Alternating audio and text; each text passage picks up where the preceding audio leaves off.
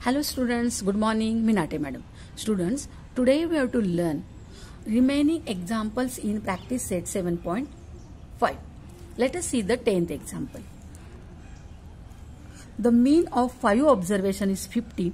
One of the observation was removed from the data, hence the mean become 45. Find the observation which was removed. बघा आता इथे काय आहे की 50 observation दिलेत आणि या 50 ऑब्झर्वेशनचं मीन दिलेलं आहे तुम्हाला the mean of the 5 observation दिलेले आहेत 5 ऑब्झर्वेशनचं मीन 50 दिलेलं आहे तुम्हाला the mean of the 5 observation is 50 म्हणजे 5 ऑब्झर्वेशनचं मीन तुम्हाला किती दिलंय 50 दिलेलं आहे आणि नंतर काय केलंय की ह्या 5 मधून एक वजा करून काढून टाकला रिमूव्ह केला one of the observation was remove from the data 5 observation मधला एक रिमूव्ह केल्यानंतर 4च राहिले आणि त्या चौघांचा मीन किती आहे 45 आणि मग विचारलंय find the observation which was remove कोण रिमूव्ह केलेलं आहे ते ऑब्झर्वेशन विचारलेलं आहे बघा म्हणजे आपल्याकडे किती ऑब्झर्वेशन्स आहेत 5 x1 x2 x3 x4 बघा 5 ऑब्झर्वेशन आहे x1 x2 x3 x4 x5 आणि यांचं मीन दिलेलं आहे मीन ऑफ 5 किती दिलेलं आहे 50 दिलेलं आहे मग हे मीन कसं काढतो आपण sigma xi upon 5 is equal to 50 म्हणजे या सगळ्यांची बेरीज ही किती येणार आहे 5 into 50 sigma xi is equal to 5 into 50 is equal to 250 आता बघा म्हणजेच मीन दिलेला आहे आपल्याला 50 मग 50 is equal to sigma xi upon 5 म्हणजे सम किती आली ही आली 250 म्हणजे पहिले 5 ऑब्झर्वेशन जे आहे या सगळ्यांची सम आलेली आहे 250 आता नंतर काय केलं यातला एक काय केला यातला एक रिमूव्ह करून टाकला मग किती राहिले 4च राहिले मग आता या चौघांची बेरीज मग ह्या चौघांची बेरीज ह्या चौघांचा मीन दिलेला आहे आपल्याला एक रिमूव्ह केल्यानंतर द मीन बिकम 45 मग मीन काय येणार आहे मीन ऑफ 4 ऑब्झर्वेशन तो किती आहे 45 मीन ऑफ 4 ऑब्झर्वेशन इज 45 मग हे किती येईल सिग्मा xi अपॉन किती येणार आहे 4 येणार आहे 45 मग हा किती आलाय sigma xi is equal to 45 into 5 म्हणजेच सम किती येणार आहे ती बघा one observation was remove therefore n is equal to 4 the mean is equal to 45 therefore mean काय आलायचा mean is equal to sigma xi upon n म्हणजे sigma mean आहे 45 is equal to sigma xi upon 4 हा 4 आलेला आहे आता तो किती आलेला आहे 45 इंटू 5 मग तर sum of 4 observation is equal to 180 बघा आता इथे बघा 5 ऑब्झर्वेशनची सम किती आली आहे 250 आली आहे आणि 4 ऑब्झर्वेशनची सम किती आलेली आहे 180 आली आहे मग 5 ऑब्झर्वेशनच्या सम मधनं 4 ऑब्झर्वेशनची सम जर वजा केली तर आपल्याला तो रिमूव्ह केलेला ऑब्झर्वेशन मिळेल and therefore the observation which was removed is equal to the sum of 5 observation minus the sum of 4 observation तो किती येणार आहे 250 मायनस 180 इज इक्वल टू 70 म्हणजे हा रिमूव्ह केलेला जो ऑब्झर्वेशन आहे तो किती येणार आहे 70 येणार आहे हा किती आला 70 कारण पहिले ह्या 5 जणांची सम आलेली ह्या 5 जणांची सम किती आहे 250 आहे आणि ह्या 4 जणांची सम आहे 180 मग ह्या 250 मधनं 180 वजा केली तर उरलेला जो असणार आहे 70 तो असणार आहे रिमूव्ह केलेला observation okay got it now let us see the 11th example आता आपण 11th एक्झाम्पल बघूया there are 40 students in a class out of them 15 are boys the mean of marks obtain by boys in is 33 and that of for girls is 35 find out the mean marks of all student in the class बघा आता इथे काय आहे इथे 40 students आहेत एका वर्गामध्ये 40 students आहेत आता 40 पैकी 15 काय आहेत बॉईज आहेत आता 40 पैकी जर 15 बॉईज असतील तर गर्ल्स किती असतील number of girls is equal to total number of students minus number of boys मग टोटल नंबर 40 आहे बॉईज 15 आहे 40 मायनस 15 25 तर गर्ल्स किती आहे 25 म्हणजे ह्या वर्गामध्ये 15 मुलं आहेत आणि 25 मुली आहेत आता हे जे 15 मुलं आहेत त्यांचा मीन किती आहे, त्यांच्या मार्कांचा mean, the mean of marks obtain by 33 is 33. म्हणजे 15 मुलांच्या मार्कांचा मीन किती आहे, 33 आहे.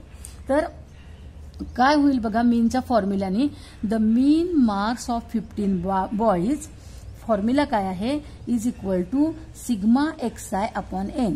आता सिग्मा XI म्हणजे मुलांच्या मार्कांची बेरीज, मुलांच्या मार्कांची बेरीज आणि ही मीन किती दिली आहे, 33. मुलांच्या मार्कांची मीन दिलेला आहे 33 आणि मुलं किती आहेत, 15. आणि म्हणून 33 is equal to mean is equal to sum of all sum of marks of all boys upon 15. म्हणजे 33 इज इक्वल टू मुलांच्या मार्कांची बेरीज भागिले 15. आता हे 15 इकडे आणले, 33 इंटू 15 झाले, मग हे किती झाले, 495. तर हे काय सिग्मा XI काय आहे, sum of marks of all boys, मुलांच्या मार्कांची बेरीज, मुलांच्या मार्कांची बेरीज आलेली आहे 495. हा, आता आपण असंच मुलींच्या मार्कांची बेरीज शोधून काढूया. आता मुलींच्या मार्कांची सम मीन दिलेला आहे, किती दिलाय, 35. मुलींच्या मार्कांचा मीन 35 दिलाय. मग मीनचा फॉर्म्युला काय आहे, मीन इज इक्वल टू, आता आपण मुलींच्या मार्कांचा मीन काढतोय, मग फॉर्म्युला येईल the mean marks of 25 girls is equal to sigma XI upon N. आता इथे मीन किती आहे, 35. 35 इज इक्वल टू मुली किती आहेत, 25 आहेत. 35 इज इक्वल टू हे आहे sum of marks of all girls divided by 25. 35 into 25 करा आणि हे किती आलं, 875. मग हे काय आलेलं आहे, sum of all marks of girls, the sum of marks of all girls is equal to 35 into 25 is equal to 875. मग हे आपल्याला 2 नंबर मिळालं. पहिल्या नंबरला आपल्याला काय मिळालंय, the sum of marks of boys, मुलांच्या मार्कांची बेरीज 495 आहे. आणि इथे मिळालंय the sum of marks of girl, मुलींच्या मार्कांची बेरीज 875 आहे. आता हे टोटल किती झाले, मग सगळ्यात टोटल 40 लोकांच्या मार्कांची बेरीज किती असेल, the sum of marks of all students is equal to 495 plus 875 असं आपल्याला ते मिळणार आहे. हे मिळणार आहे आपल्याला बघा, the sum of marks of all 40 students is equal to 495 plus 875. मग ही टोटल आली आहे 1370. आता ही 40 मुलांच्या मार्कांची बेरीज आहे. मग आता आपण 40 मुलांच्या मार्कांचा मीन काढूया. मीनचा फॉर्म्युला काय, mean is equal to summation of score upon number of score. आता इथे समेशन ऑफ स्कोर किती आहे, 1370 आणि किती स्टुडंट्स आहेत, तर 40. म्हणून इथं mean marks of 40 students is equal to 1370 upon 40 आणि हे डिव्हिजन आहे 34.25 आणि त्यामुळे 40 मुलांच्या मार्कांचा मीन किती आलेला आहे, हा 34.25 इतका आलेला आहे. गॉट इट, समजलं तुम्हाला. आधी आपण मुलांच्या मार्कांची सम काढली ती 495 आली, नंतर मुलींच्या मार्कांची सम काढली ती 875 आली आणि ह्या दोघांची बेरीज म्हणजे 40 विद्यार्थ्यांच्या मार्कांची बेरीज ती 1370 आली आहे आणि याच्यावरनं मीन काढलाय. मीनचा फॉर्म्युला आहे sum upon number of square. The sum upon number of square, sum 40 मुलांच्या मार्कांची बेरीज आहे 1370 आणि त्याला डिवाइड केल्यावर 40 म्हणजे तो काय मिळणार आहे, मीन. मग मीन आलाय 34.25. Okay, now let us see the 12th example. आता आपण 12वं एक्झाम्पल बघू. The weight in KG of 10 students are given below. 40 मुलांचं वजन, केजी मधलं वजन दिलेलं आहे. 10 मुलांचं केजीतलं वजन दिलंय. किती दिलंय ते, 40, 35, 42, 43, 37, 35, 37, 37, 42, 37. Find the mode of the data. आपल्याला मोड काढायचा. मोडचं उदाहरण सगळ्यात सोपं असतं, त्याला काहीच कॅल्क्युलेशन नसतं, फक्त याच्यामध्ये जास्त रिपीट झालेला नंबर शोधायचा. आता इथे बघा 40, 35, 42, 43, 37 इथे एकदा आलाय, 35, 37, 37, 42 म्हणजे कोणता नंबर रिपीट झालेला दिसतो, 37. किती वेळा रिपीट झालाय तो, 4 वेळा. म्हणजे याच्यामध्ये जास्त वेळा आलेला नंबर कोणता आहे, 37. आता जेव्हा कमी स्कोअर्स असतात तेव्हा आपण नुसते ऑब्झर्वेशननी सांगू शकतो की कोणता नंबर रिपीट झाला. पण जेव्हा जास्त स्कोअर असतात तेव्हा आपल्याला फ्रिक्वेन्सी टॅली मार्क्स तयार करावे लागतात. फ्रिक्वेन्सी डिस्ट्रीब्युशन टेबल करायचं म्हणजे जेव्हा हे स्कोअर जास्त असतात तेव्हा फ्रिक्वेन्सी डिस्ट्रीब्युशन टेबल तयार करायचा आणि त्या फ्रिक्वेन्सी डिस्ट्रीब्युशन टेबलमध्ये ज्याची फ्रिक्वेन्सी जास्त येईल तो काय असतो, मोड असतो. पण इथे आपल्याला इथे कोणाची फ्रिक्वेन्सी जास्त आलेली आहे, 37. 37ची फ्रिक्वेन्सी 4 आली आहे, 1 2 3 4 आणि म्हणून इथे या डाटाचा मोड किती आहे, 37 आहे.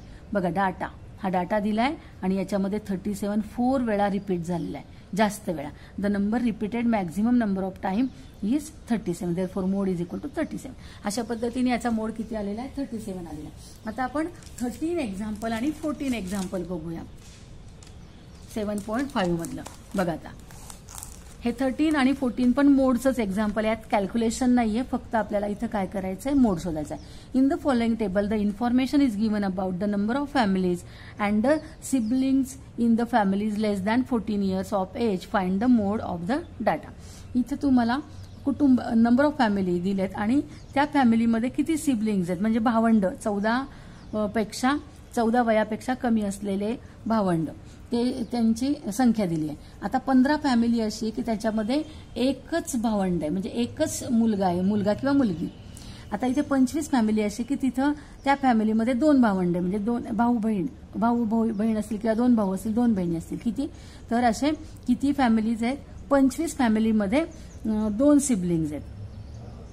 5 फॅमिली अशा आहेत की तिथं 3 भावंड आहेत आणि 5 फॅमिली अशा आहेत की 4 भावंड आहेत. मग आता इथे नंबर ऑफ सिबलिंग्स आपल्याला दिले आहेत 1 2 3 4 म्हणजे एक भावंड असलेले फॅमिली 15 आहेत, 2 भावंड असलेल्या फॅमिली 25, 3 भावंड असलेल्या फॅमिली 5 आहे आणि 4 भावंड असलेल्या फॅमिली 5 आहेत. तर इथे किती मॅक्झिमम फॅमिली किती आहेत, तर नंबर ऑफ फॅमिली मॅक्झिमम आहे 25 म्हणजे 25 फॅमिली अशा आहेत, 25 फॅमिली अशा आहेत, जास्तीत जास्त 25 फॅमिली आहेत की त्यांच्यामध्ये 2 सिबलिंग्स आहेत. म्हणजे इथे फ्रिक्वेन्सी कशाची जास्त आहे, तर 2 सिबलिंग्स असल्याची फ्रिक्वेन्सी जास्त आहे. 2 भावंड असलेल्या कुटुंबांची संख्या जास्त आहे, ती किती आहे, 25. आणि म्हणून इथे 2 जास्त वेळा रिपीट झालाय. इथे 1 किती वेळा रिपीट झालाय, 15 वेळा. 2 किती वेळा रिपीट झालाय, 25 वेळा. 3 किती वेळा रिपीट झालाय, 5 वेळा. 4 किती वेळा रिपीट झालाय, 5 वेळा. तर किती, कोणता नंबर जास्त वेळा रिपीट झालाय, 2 जास्त वेळा रिपीट झालाय. त्यामुळे इथे आपण काय म्हणू शकतो, तर mode is equal to the, मोडचा फॉर्म्युला माहिती आहे तुम्हाला, मोड इज इक्वल टू, आपला फॉर्म्युला आहे the number repeated maximum number of time. The number repeated maximum number of time आणि तो आहे 25. तो किती वेळा रिपीट झालेला आहे, 20. मग त्यामुळे इथे इथे मोड काय येणार आहे, 2 किती वेळा रिपीट झालाय, 25 वेळा रिपीट झालाय. त्यामुळे याचा जो मोड आहे तो किती आहे, 2. म्हणजेच काय, तर मोडचा फॉर्म्युला आपण असाही लिहू शकतो, mode is equal to score having maximum frequency. हा आपण फॉर्म्युला इथे घेऊ शकतो. ज्या स्कोअरची फ्रिक्वेन्सी जास्त असते तो काय असतो, मोड असतो. आणि इथे कोणाची फ्रिक्वेन्सी जास्त आहे, हा एक्सआय आहे आणि हा फ्रिक्वेन्सी आहे. तर कोणाची फ्रिक्वेन्सी जास्त आहे, 2ची, आणि याची फ्रिक्वेन्सी जास्त असल्यामुळे 2 हा काय झाला, मोड. आता इथे बघा, find the mode of the following data. Mark 35 mark किती जणांना मिळाले, 9 जणांना. 36 मार्क किती जणांना मिळाले, 7 जणांना. 37 मार्क किती जणांना मिळाले, 9 जणांना. 38 मार्क किती जणांना मिळाले, 4 जणांना.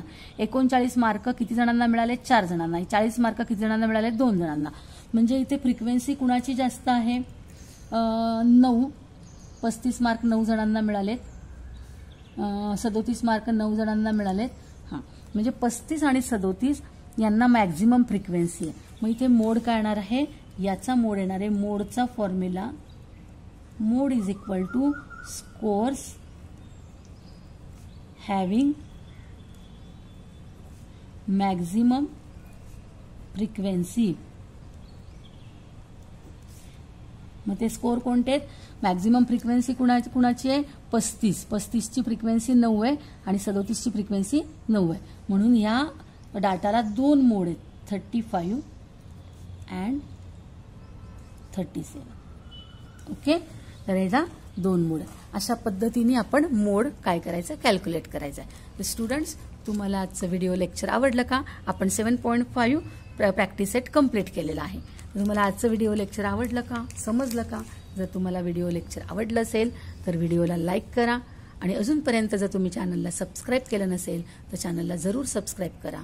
थँक्यू.